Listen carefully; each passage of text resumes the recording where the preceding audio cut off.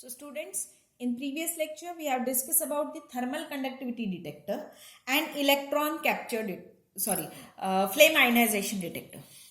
Now we are going to discuss about the electron capture detector, ECD. So this is a schematic diagram for ECD, that is electron capture detector.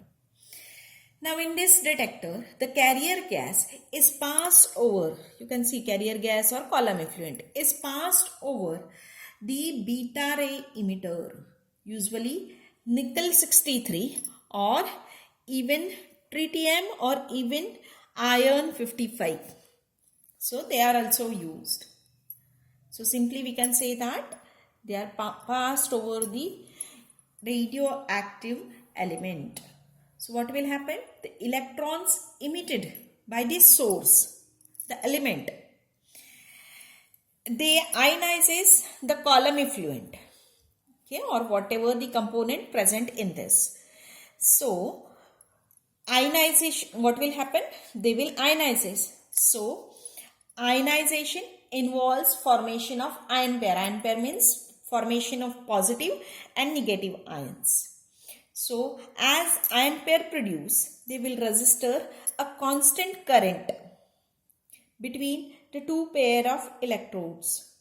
So this is one electrode and this one will act as a second electrode. And this two electrode, due to use of these two electrode, the constant current will register, which is proportional to the amount of component present in the sample. Now generally for this purpose, that means especially for ECD, whenever you are going to use, at that time the easily ionizable carrier gas is preferred every time. So generally they are going to use methane as a carrier gas. Even you can prefer some other, but always the easily ionizable gas is preferred. So generally they are going to use the methane.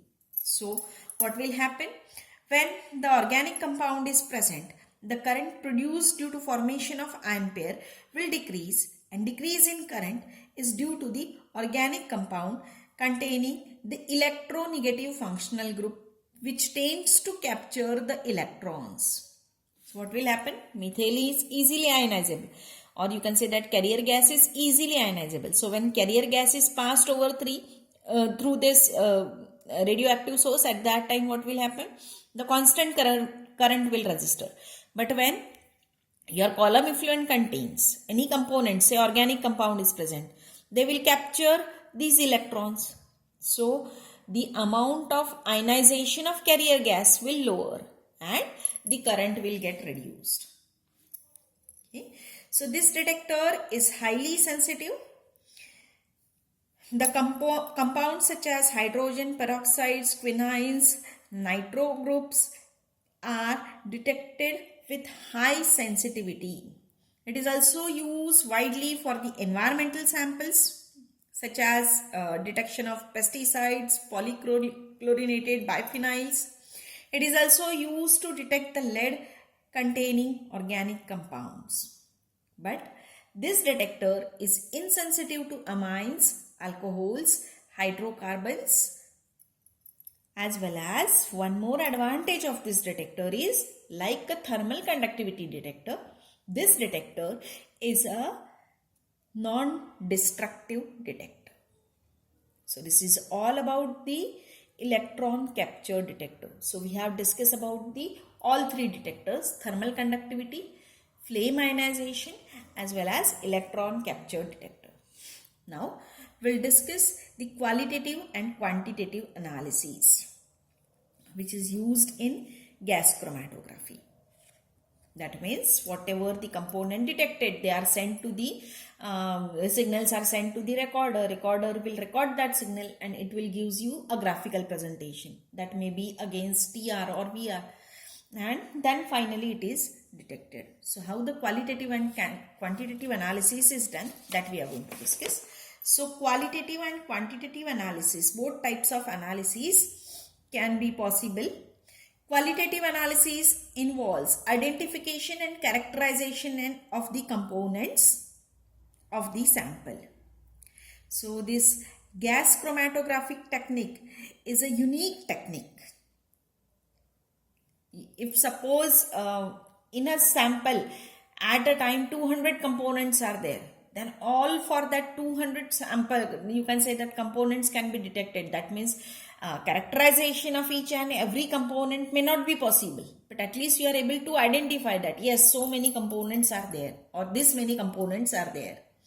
So for identification of components, retention volume or retention time are compared with the known sample for different columns. So always the standard sample is preferred, and then you can say that two graphs are compared, and by using that you are able to identify. Okay. Now about the quantitative analysis. Quantitative analysis is based on the comparison of area of the peak or its height with that of the one or more standard sample. So peak area is a product of peak height and the peak width at the half of the peak height. So how area is calculated? You can see over here. This is a peak. This is a height of the peak. Exactly at a half height, the width of the peak is measured. And area is calculated as height into W by 2. So in this way, you will get the correct area. And then it is calculated. So this is for the qualitative and quantitative analysis. In examination, they may ask you the application, that is comparison of gas chromatography, as well as comparison of GSC and GLC. They will ask you the comparison between the TCD, FID, ECD also. Okay. Now we'll discuss about the applications of gas chromatography. Applications of GC. Now, as I have told you, this is a unique technique. So, any mixture of organic compound can be separated by using the gas chromatography. The number of components of sample are identified by the number of peaks. Separation of chemically identical components, which is not possible, that is, separation is not possible by some other methods, can be separated by gas chromatography. So therefore, this is a uniqueness of gas chromatography. The gases with low boiling point like hydrogen, oxygen, nitrogen can be separated by using the retentive column packings on a large column. The chlorinated drinking water contains the ppb of chloroform, that means parts per billion level of chloroform and related compounds, and that cannot be detected. That means such a stress amount of component cannot be detected by using other technique. But by using GC, gas chromatography, you are able to detect such components. Even if necessary, you have to use the pre-concentration steps. Okay. Then analysis of essential oils can be carried out. The separation of natural product and their identification is possible by GC, like amino acids, peptides, proteins, lipids, terpenes, steroids, carbohydrates, alkaloids, nucleic acid, chlorophylls, etc. All can be identified and separated. The compounds which are non-volatile, as we know, it's a limitation of GC that whatever the sample, that must be present in a gaseous state. So if the component, or you can say that sample, is non-volatile or which cannot be converted into the gaseous phase, so for such components, they are converted into their volatile derivatives and then they can be detected. So volatile derivatives concentration will be same as component concentration. Okay. High molecular weight fatty acids can be converted into volatile methyl esters. So these are some examples. Amino acids can be converted into amide esters. Sugars are converted into oximes first, and then trimethyl ethyl silicilyl esters. So these are few examples for the applications. of, you can say that, the conversion of volatile derivatives. So this is all about the applications of gas chromatography. So hence we have completed with this gas chromatography, but now we'll discuss little about the GSC, that is gas solid chromatography. Now in gas solid chromatography, gas is a mobile phase. Okay, as we know, gas is a mobile phase and solid is a stationary phase. The instrumentation of GSC is same, identical to GLC, only the difference in the column. Because in case of GLC, we are going to use the liquid stationary phase. So in previous one, we have discussed for the GLC. Now we'll discuss about the columns used in GSC. So first we'll discuss the columns and their packings.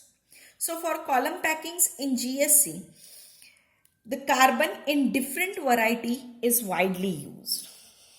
For separation and analysis of low boiling hydrocarbon, the carbon columns are preferred. Some complex inorganic salt like hydrates and the aminoids can be heated to produce an open structure with a highly sensitive surfaces for adsorption. The salts can be deposited by evaporation of solution, okay, on chromosorb, silica gel or alumina. So this will provide high selective surface within the characteristic absorbing surface due to the salt. So what they are going to use, suppose directly if you are not going to use the silica gel or alumina, then you have to use such particles, or you can say that smaller size of particles are there. So just I have used this magnified view. So this is either particle of silica gel or alumina, and they are used for the chromosorb. So they are used as a surface, adsorption surface, and on this the different you can say that salts can be deposited by evaporation. Even different carbon forms can be you can say that adsorb on this, and then directly these such particles can be used as a column. That means the column is filled with such particles and then it is used for the gas solid chromatography. Now we'll discuss about the comparison between GSC and GLC. That means in GSC and GLC there are many similarities, but then too these two techniques are totally different. The main difference is in the stationary phase. That is, in case of GLC, the stationary phase is liquid. In case of GLC, the stationary phase, GSC, the stationary phase is solid. But in both one, the common thing is mobile phase, and mobile phase is same, that is present in the gaseous form. So distribution coefficient K for GSC have the values which are very large, and therefore retention time is too long. So K value for GSC, if the K value is high, then GSC is preferred. If K value, difference between the two K values is less, then generally GLC is preferred. In GSC, stationary phase is a solid. So the temperature,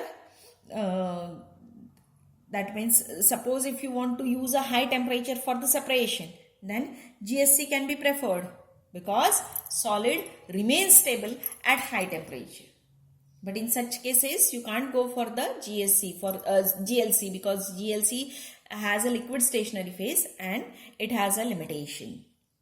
Okay. In case of extremely small samples are to be detected, then GLC, that is GSC is preferred. Okay. Then in GSC, the solid adsorbents are used, so they have a very high surface area, which is 10 to 100 times more than that of solid support used in GLC.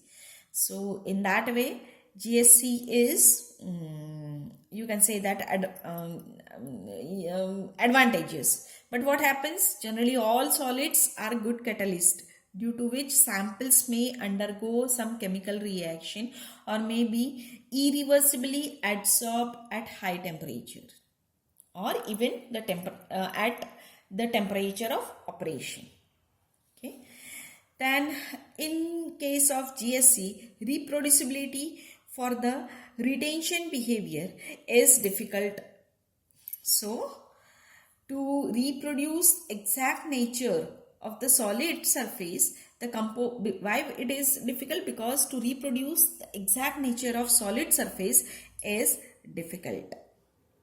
Okay, so these are some points. You can say the comparison points between GSC and GLC, but more preferred is GLC. So with this we have completed with our gas chromatography. Thank you.